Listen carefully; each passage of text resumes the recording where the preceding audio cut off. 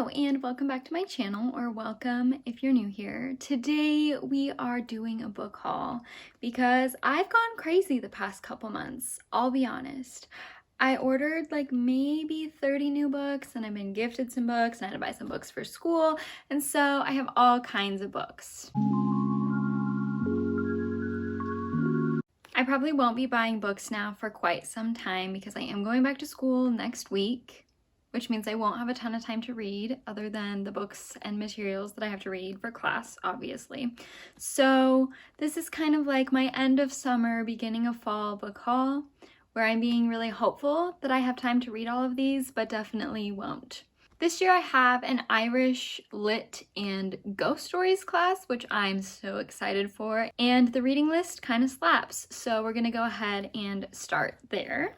The first book I bought for school is The Ghosts of Belfast by Stuart Neville, and I'm currently in the middle of this, trying to get reading done before I actually go back to class. This book is basically set in Ireland, modern day. We're following this guy that was part of the Republican movement 20 years ago or so. I don't know a lot about Irish history, so the dates might be wrong. Could have been longer, could have been shorter, who knows. And he is being haunted by all of the people that he killed, either directly or indirectly, during this time of revolt and reformation of Irish politics. I'm over halfway done with this, and it's kind of a drag, I'll be honest. Really focuses on Irish politics, but I'm loving the ghost aspect and great metaphors, great stuff going on in here. This is the longest one by far that I have for this class. All the rest of them are pretty short, so I was just trying to, slog through this one before I actually go back to school. Next for school I have Nothing on Earth by Connor O'Callaghan. O'Callaghan? I'm not sure.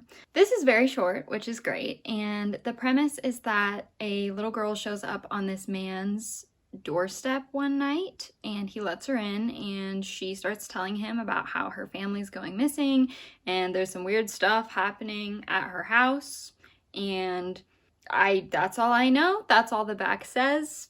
Excited to see where it goes. The next one I have is Dead House by Billy O'Callaghan. Same last name, not the same author. Anyway, this is about this lady who lives in London. She's an aspiring artist, but her career isn't going the way she wants it to go. So she decides to get out, go find her new life in Ireland. She buys this old cottage that was lived in during the famine and hasn't been lived in since. And it's haunted, and her friends pull out a Ouija board and stuff goes wacky. That's what I've absorbed by reading the inside flap. I'm honestly kind of scared to read this because I am terrified of Ouija boards. I just don't like the idea of it. And so this one's making me a little nervous, not gonna lie. And the last book I had to buy for school was The Picture of Dorian Gray. I'm also in the middle of this one. I did buy the Paper Mill Classic edition of it to match all of my other classics because I have all of them in this particular Classics edition. I don't know, this classics series that Paper Mill Classics produces, so they all match. I'm also reading this one right now, not because I wanted to get ahead for school or anything, because I've just actually wanted to read this for a long time and I'm really loving it. Obviously this is a really famous book, but if you don't know what it's about, we are following Dorian Gray, who's this young guy living his life, and he's having this portrait done of him, and he makes a wish that he could stay forever young and the portrait would age instead. And the story goes from there. Do with that information what you will. I don't think it would be a spoiler to tell you more about the plot because everyone knows what this is about, but we're gonna leave it at that. Now we're gonna get into the books that I actually purchased for myself or have been gifted. I think I've only been gifted 2 of these. So anyway, so the first one I'm going to talk about is The Fox and I by Catherine Raven. This was gifted to me by my grandpa. Thank you, Grandpa. That was so nice of you. This is a memoir following a woman who moves to Montana after she finishes her PhD in biology or wildlife science or something of the like. And so she's working and living in Montana, I think in a pretty isolated area, and she notices this fox on her property, and she slowly forms a relationship with this fox. And that's all I really know about this. Sounds super cute. Can a memoir be cute? I don't know, but this one has a cute cover and it sounds cute, and I'm excited to see what it holds. Hopefully I'll be able to get to this soon, but we don't know because school is coming quick and I just know I'm not gonna have a lot of time. Talking now about books that I bought for myself, the first one is Piranesi by Susanna Clarke. This basically has Eyre to a Greek myth retelling, I believe, if not a fantasy that's very similar to Greek myths or categorized in that genre. We are following Piranesi, who lives in this house of endless rooms, and Piranesi has lived there a long time, believes that they are the only one living in the house, and then something gives evidence to the fact that in fact someone else is in the house. That was a terrible description of the plot. If any of you have read this and would like to leave me a better description, please do so, because I know that was terrible. I'll say it again, whenever I film a book haul, I do a terrible job providing a synopsis because I don't like to go into books knowing a ton about them. If I like the general vibe, that's enough for me to buy it and read it. I don't want to know everything that's going to happen before I get started. So this is going to be an awkward video. We already know. Next, I have the Tea Dragon Society, which is one that I have wanted to read for so long. This is a super popular, super famous graphic novel, and I've wanted to read it forever and ever. We're basically set in this world of tea dragons, and they are just living their lives, being cute, and I'm so excited. This is so cute. I can't wait. Next, I have a fantasy that I have been looking for so long because I hate paying for books full price. So I've been hoping to find this at my used bookstore for like years now, and I finally found The Bear and the Nightingale by Catherine Arden. This is a fantasy set in winter. It revolves around Russian folklore. I think that Russian fairy tales are very much at the center of this book, and the plot sort of revolves around a girl who grows up listening to Russian fairy tales. And this is going to be the perfect winter read. I am so excited for it to snow and just to sit in my bed and read this. And I think I'm really going to love it because I love like the dark twist on fairy tales vibe in fantasy. Next, I have sort of a frustrating story about this one. I purchased Rebecca by Daphne du Maurier, which I already own a copy of, okay? It's right behind me on a shelf down that you can't see. But I purchased this edition because the picture on the website was like this fun, like rainbow sort of pastel cover. And so I was like, I know I'm going to have to read Rebecca for school at some point. And so I might as well get a copy that I will leave unannotated because when I reread books, I prefer to read them without annotations. So I only annotate if I have to. And so I figured if I would be annotating Rebecca for school, then I would just get a new pretty copy to keep for myself whenever I want to reread it, because this is one of my favorites and I'm sure I will want to reread it at some point. So I ordered this edition, okay? Not supposed to look like this. This is the exact edition I already own. So imagine my surprise when I open the box and it's this. It's the movie cover. No, very disappointing.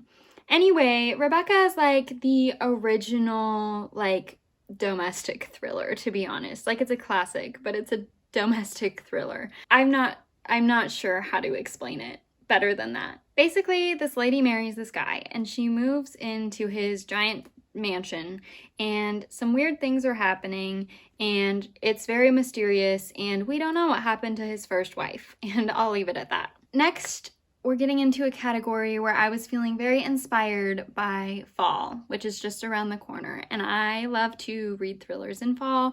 They're fast-paced, they're easy for me to read at school because they don't have any super deep meaning, you know? Like it's not like I'm reading a 600-page contemporary about the meaning of life. They're just like quick, fast, fun.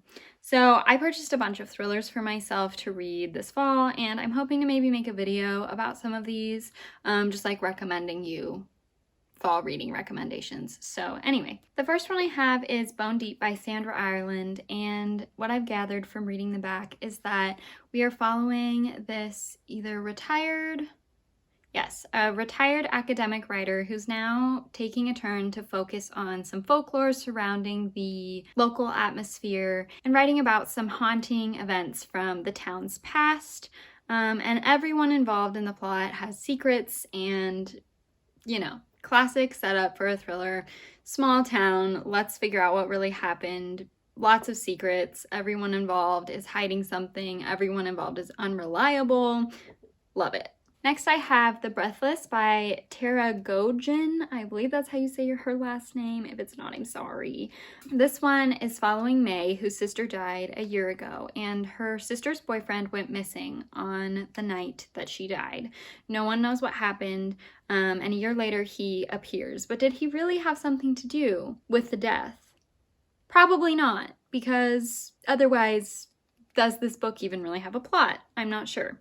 He has no memories of the past 12 months. He doesn't know what's going on. No one else knows what's going on. Lots of suspicious stuff happening. One thing I will say, I did read a couple of non-spoiler Goodreads reviews on this, and they said it's kind of slow-paced for a thriller, so that makes me a little bit nervous, but I'm gonna give it a try anyway. It sounds good. This is a YA thriller, I believe, which I tend to not love as much as an adult thriller, but this one sounded good to me, and I think the cover's sort of fun, so excited to see where this one takes me. This next one is sort of a shock to me. I'm sort of surprised that I bought this, but I've really been getting into, I don't know how to describe it, deadly fantasy stories. They're not just going on a quest to save something, but they're assassins or some dark twist. I said assassins because that's what this is about. But I bought Nevernight by Jay Kristoff, who everyone raves about as being the most wonderful fantasy writer that has ever lived. This is following Mia. She goes to a school for assassins. She trains to be an assassin, and then she gets an apprenticeship as an assassin with this really deadly group of assassins, and she wants to avenge the death of her family. That's all I really know about it. Sounds good to me. I'm really trying to get more into fantasy because I feel like I have been sort of missing out thinking that I don't like it, when really I just didn't know what I liked in fantasy until now. So I have high hopes for this one. I think it's going to be great. It is a bit chunky, so I'm not sure exactly when I'm gonna get to it, but I am excited for when that time comes. On that note, I also bought the next two books in the Scythe trilogy by Neil Shusterman. I've heard wonderful things about this entire series. I've heard that it stays great all the way through, and so I'm really excited for that. I never buy a whole series when I start a new series because most of the time I really don't continue on. So this was sort of a surprising purchase for me because I didn't think I was going to love Scythe as much as I did, but it's definitely going in my favorite books of the year. And so I just had to buy the next two books in the series so I could know what happens. I'm pretty sure I am the only person on the planet that has not read Scythe at this point, but I'll give you a brief synopsis just in case you don't know. We're basically following two teenagers that live in this futuristic world where there's no death unless you're killed by a scythe. And so they have scythes to basically control the population. And they are both apprenticed to one scythe, and they sort of fall into this competition to see who can come out on top. There was lots of plot twists, really great story. Honestly, pretty deep, makes you contemplate life. Would highly recommend it if that sounds good to you. Another thriller I forgot to mention earlier when we were talking about thrillers is The Body in Question by Jill Cement. And this book is a courtroom drama mystery that is following a teenage girl on trial for murdering her little brother, who I believe was 2 or 3. And it's just set, I think, totally in her trial as things get revealed and we figure out what really happened. This one is super short, so I'm sure I can squeeze this in soon. I haven't really read a lot of courtroom dramas, and so I'm not sure if that's something I like or not yet, but I think this book will help me figure that out. Here is another book that I will be adding to my matching classics collection, and that is Jane Eyre. Jane Eyre. Everyone says it different. We still don't know which way you're supposed to say it. I'm gonna say Jane Eyre because I think that sounds better. This is by Charlotte Bronte. This is a very famous book. This is a thick, thick, thick book. And I'm so glad I don't have to read it this semester because I have a lot going on right now. But I know that at some point, like I said, I will have to read this too. So I bought the matching edition for my set of classics because that is what I do. I won't lie to you. I don't even know the plot of this. I'm pretty sure it's about a lady who gets married. Am I wrong?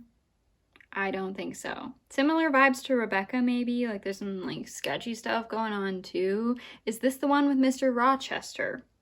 I don't know. I'm not gonna read it till school makes me read it. So we'll leave it at that. Next, I have sort of a fun read. I don't think I'm gonna love it. I honestly just bought it because it was seriously discounted and I thought it would be fun for October if the mood strikes me. But I bought The Beautiful by Renee Audier, which is about this girl who moves to New Orleans in the late 1800s, and she's a dressmaker. She has to flee Paris for some reason or other. And then there's a serial killer right as she gets there, and she is a possible victim. And the serial killer is likely a vampire. That's not a spoiler. I have not even read the plot synopsis myself. I just am sensing, maybe by the cover, maybe because so many people have talked about this, that this is like a vampire romance murderous story that would be great to read if the mood strikes me at some point in my life. I honestly think this is just going to be great for entertainment purposes. I'm really excited to get into it. It's going to be a good time, regardless of if I like it or not. Maybe it'll just make me laugh. I don't know how seriously I'm going to take this. I'll let you know at some point what I thought when I get to it. I really should have organized these books better, like by genre, because here we go, back to another YA fantasy. This one is The Bone Houses by Emily Lloyd-Jones. Super fun cover, super gorgeous. Look at it. Super pretty, right? This book is following a 17-year-old girl who lives on the edge of the forest, or maybe like the edge of the cemetery that's also on the edge of the forest, the cemetery that's in the forest, whatever, it doesn't matter. Corpses will just randomly come out of the cemetery, and basically she protects the village by dealing with these risen corpses. Once again, me doing a terrible job at pitching this. Let me read the inside cover.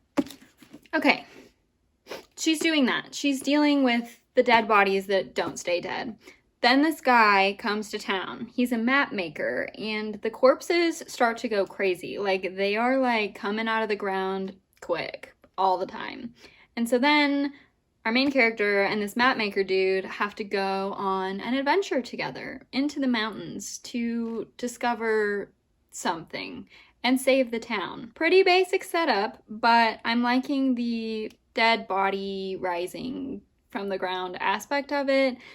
I feel like that's not something you see regularly as a central point in a fantasy novel. So excited to see how this goes. Excited to let you know my thoughts. Again, I think it'll be a fun one for October, which I'm not going to have any time to read during, but I'm really ignoring that. I'm in denial about it. And so I bought a bunch of books to read in October, which isn't going to happen, but here we are. This next one's going to be short and sweet. This is Piper by Jessica Freeberg and Jay Asher. This is the Pied Piper story reimagined as a graphic novel with some fun twists. I think the artwork looks super great and gorgeous. I'm excited to get into it. I don't even know what this fairy tale is about, to be honest with you. Next, I have Leave the World Behind. This was pretty popular about a year ago when it came out. I'm not sure if it was quite a year ago, but it's been popular in the past couple months. This is following a couple who goes out to like an Airbnb for a weekend getaway, and suddenly this couple shows up on their doorstep. They say that they own the house and that there's been a citywide blackout and they need somewhere to stay, and everything is really suspicious and no one knows what's going on. And I don't necessarily think it's a thriller because I don't think anyone dies. I think it's more of just a look at trust and honesty in relationships between people and trying to figure out what's actually going on. I think it's meant to be more unsettling than it is like fast-paced or trying to figure out who did it, because I don't think anyone did anything. So I think this sounds great. It's pretty short. This is the large print edition, so you know it's longer than the normal book is. This was a book of the month selection when it first came out, so I have high hopes. I think it's gonna be great. Next, I have People Like Her by Ellery Lloyd. This one is following this famous Instagram blogger mommy who has really skyrocketed to fame. Her marriage is sort of on the rocks. She has this obsessive follower that may or may not be stalking her. We don't really know what's going on. Obviously, high stakes, suspenseful. Sounds good to me. I haven't really read a thriller like this before. It's not so much domestic as it is like obsessive. I'm interested to see how I will like that trope, if I like that trope. Next, I have Migrations. This was a pretty popular one either 1 or 2 years ago. I believe it won the Goodreads Choice Award for like best fiction, or maybe, I'm not sure. It won a Goodreads Choice Award for something. I'm not sure what genre this is, honestly. We are following this woman who decides to take a trip to Greenland because she wants to track the final migration of these birds. She wants to see it because climate change sucks, everything in the world is getting ruined, and her life goal is to track the migration of these birds before they die out because the world is in ruin, right? But she has this whole dark, mysterious past, secrets that start to come out on her journey, things she has to face and confront. I'm sure that it's very deep and moving, but also maybe a little suspenseful. I really don't know what to classify this as other than just fiction, because there seems to be a lot of stuff going on in here. So I'm excited to get into it and see where it goes, because I really don't know what to expect, even grasping the plot synopsis pretty well, I think, for it being me. Okay, almost done, only a couple left. I have The Nanny by Gilly Macmillan. This is following dual perspective, I believe. We're following Jo. Is her name Jo?